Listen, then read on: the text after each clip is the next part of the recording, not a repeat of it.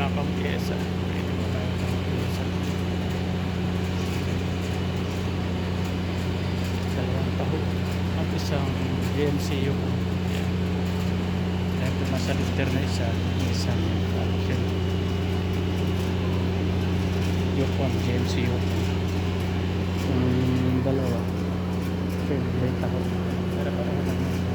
Pareho sa pagkilala sa mga. Yun. Hindi may tatlong mag-flexi. Sila mo naka-extra pa ako? Ah, may lock to. Kaya mo lock ko. Dalawa yung lock. Dalawa, wala na. Pagka wala yung lock yan, patay tayo dyan. Pero alam ko meron yan. Eh? Module ka?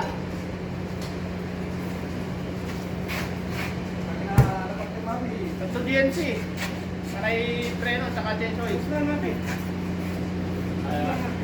Ilawan na mo smart. What's mo tayo dito?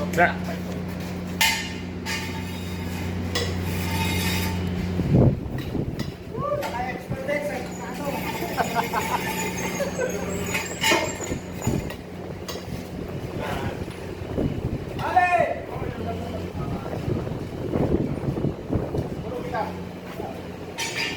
Ayan pa uwan isa.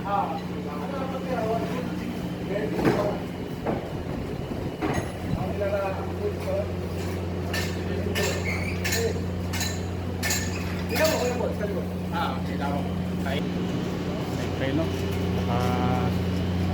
Yung soil and filter. Kainitan niya. So yun ang mga gagawin. Sintay tayo ng pyesa. Walang ano, caliper piston ito malalaki sa sakyan. 4 yan. Dalawa dito sa outer, saka 2 piston sa inner. So yan, kailangan niya yan kasi dahil malalaki sa sakyan. Tapos kanyang suspension, muscle car, talagang heavy duty. Saka yung kanyang brake pad malalapat. So, yung stud bolt niya, 6. So, ganito yung pang-ilalim ng mga American car, mga muscle car. So, yan. Kailangan malakas ang kanyang brake. So, yan. May ikabit natin ang kanyang brake pads, saka yung pinareplace na rotor disc. Okay. Ano sa video? Okay. Yan, kakabit na yung brake pad. Babalik kasi yung yun, piston. Kaya sikot-sikotin. Okay. Guys. Bago.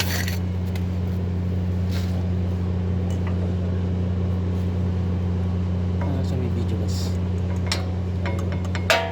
Pin. Lock.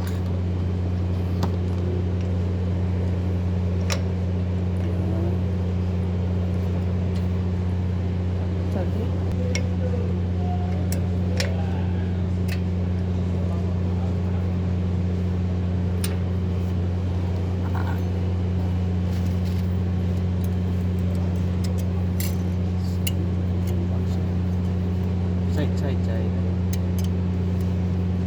push squat screw and cutter pin